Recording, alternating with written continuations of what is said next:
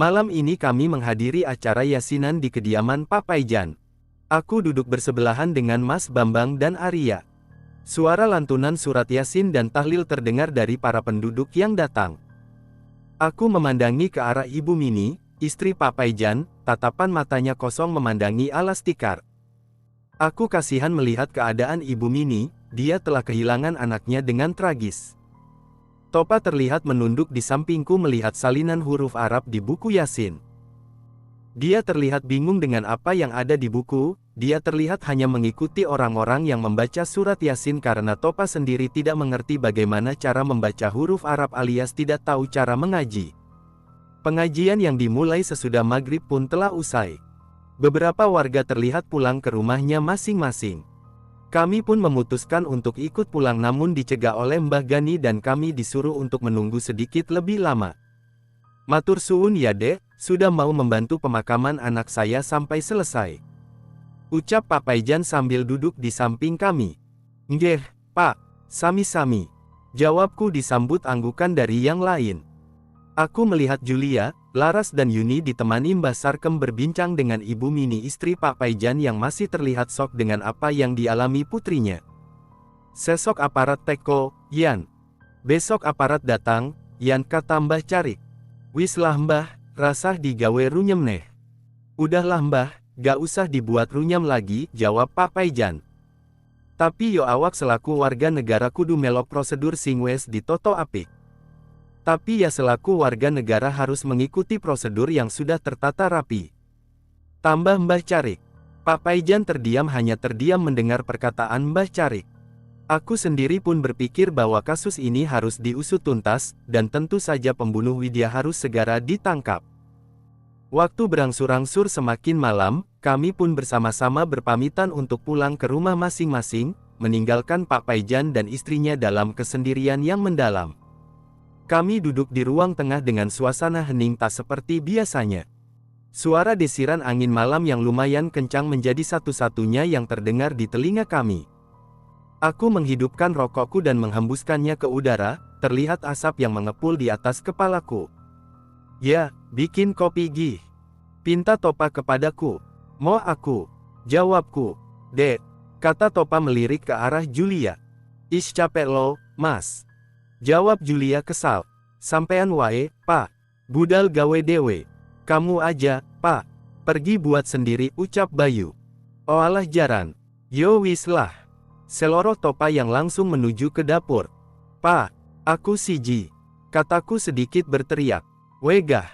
Gawe kono dewe. Sahut Topa dari dapur. Suasana kembali hening, hanya terdengar suara adukan gelas dan sendok dari arah dapur. Mas aku takut tidur sendiri. Ucap Laras. Loh, bukannya kamu tidur sama Yuni dan Julia, dek? Tanya Angga. Ish, Mas Ki. Gak ngertiin tenan toh. Tambah Laras. Angga terlihat bingung, dia merasa tidak ada yang salah dengan apa yang dia ucapkan. Pokoknya mulai malam ini, mas-mas di sini semua. Sambil menunjuk satu persatu. Harus gantian jaga malam di rumah ini. Tambah Laras. Lah, Dek Yomo. Jawab Angga. Pokoknya harus, iya kan? Ucap Laras sambil melihat ke arah Julia dan Yuni. Setuju. Ucap Yuni dan Julia bersamaan. Mereka bertiga pun bersamaan pergi menuju ke kamar meninggalkan kami yang masih duduk di ruang depan. Mas Topa pokoknya malam ini Mas Topa harus jagain kami setiap malam. Ujar Laras setelah berpapasan dengan Topa. Topa sedikit terkejut dengan permintaan Laras. Ih, gak usah bingung. Nanti kalau udah selesai KKN, Yuni kasih alamat rumah Yuni. Bujuk Yuni. Topa pun terlihat sumringah mendengar bujukan dari Yuni. Aman dek. Jangan kan jagain tiap malam, jagain seumur hidup loh, mas mau. Ucap Topa riang. Mereka bertiga pun tersenyum puas karena Topa dengan mudah menyetujui permintaan mereka. Mereka bertiga pun masuk ke kamar dan meninggalkan Topa yang berjalan menuju ke arah kami. Ngopo sampean senyum-senyum sendiri, Pak? Tanyaku. Abis obat paling ki bocah. Tambah Rijal. Matamu lo. Oralah, rahasia. Ujar Topa. Walah, rahasia. Ucap Bayu. Halah, paling disuruh jagain anak cewek. Tambah Angga. Emang yang namanya cewek itu bikin ribet? Ucap Angga. Eits. Gak semua cewek gitu yo, enggak. Ujar Topa. Tapi yang begitu ya sudah pasti cewek, Pak. Ucapku. Iya juga sih ya. Jawab Topa sedikit tertawa sambil meminum kopi yang sudah dibuatnya. Weh, jalu aku. Gawe yo gur segelas lo. Weh minta aku, buat ya cuma segelas lo, ujar Rijal. Jipuk dewe kono neng guri. Ambil sendiri sana di belakang, kata Topa sambil menyeruput kopi yang terlihat masih panas. Rijal pun segera menuju ke belakang mengambil kopi buatan Topa. Assalamualaikum. Terdengar seruan salam dari luar. Waalaikumsalam. Jawab kami serempak. Bayu segera membuka pintu melihat siapa yang datang malam-malam begini. Terlihat 3 orang pemuda berdiri di balik pintu. Mas. Monggo masuk ke dalam. Ajak Bayu setelah melihat kedatangan 3 pemuda tersebut. Terlihat Arya, Bewok dan Arif datang ke rumah kami malam ini. Kami segera mempersilahkan mereka bertiga duduk di ruang tengah bersama kami. Rijal tiba dari dapur membawa 1 teko penuh kopi hitam di dalamnya. Dia sedikit terkejut dengan kedatangan tamu malam-malam begini. Weh, Mas. Monggo mas kopi ne. Tawar Rijal kepada mereka bertiga. Nggih, Mas. Matur suwun. Jawab Arya. Ada acara apa Mas, malam-malam main ke sini? Tanyaku. Enggak ada acara apa-apa Mas, kami sebenarnya disuruh Mbah Carik untuk menjaga mas-mas dan mbahnya sekalian. Jawab Arya. Menjaga kami dari apa Mas? Tanya Topa. Untuk hal itu kami juga kurang tahu Mas. Soalnya kami disuruh langsung sama Mbah Carik. Tambah Arif. Kami mengangguk mendengar perkataan Arya dan kawan-kawan. Kami mulai mengobrol sambil ditemani kopi dan rokok untuk malam ini. Kami banyak bercerita mulai dari desa ini sampai ke kisah cinta Arif yang ternyata diam-diam menyukai anak Mbah Carik yaitu Lastri. Wajah Arif merah, padam saat Bewok mengungkapkan kebenaran tentang Arif. Malam ini kami banyak bercanda dengan obrolan ringan hingga ketika Bewok menyinggung salah satu pemuda di desa ini. Alif. Tanyaku. Aku sendiri seperti tak asing dengan seorang pemuda yang bernama Alif tersebut. Nggih, Mas. Kata Bewok. Emang kenapa kalau Lastri suka sama Alif Mas? Tanya Topa.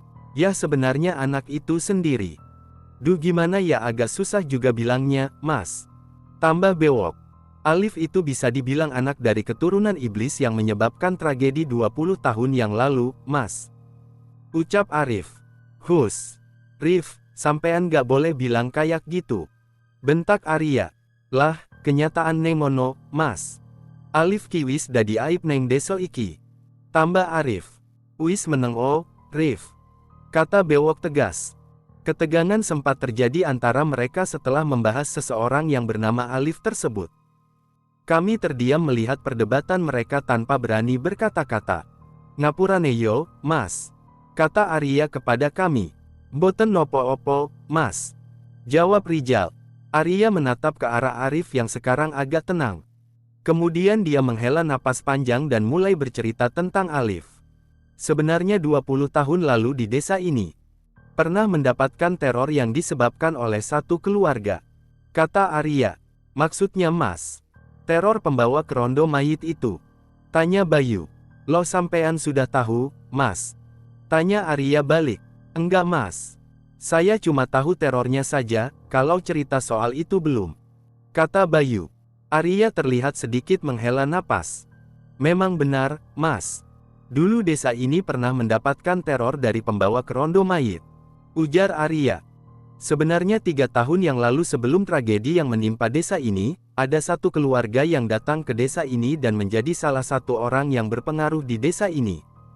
Tambah Arya. Mungkin, Mas pernah lihat sebuah rumah mewah di Brangkulon? Tanya Bewok. Iya, Mas. Jawabku. Ingatanku kembali berputar ke kejadian malam kemarin, di mana hal yang tak ingin ku ingat seumur hidupku melintas kembali dengan pemandangan mengerikan. Aku mengepal erat tangan mencoba untuk melupakannya. Dulu rumah itu dihuni satu keluarga. Kata Bewok. Keluarga? Tanya Topa penasaran. Keluarga dari seseorang yang bernama Gono. Lalu apa hubungannya antara keluarga Pak Gono dengan desa ini, Mas?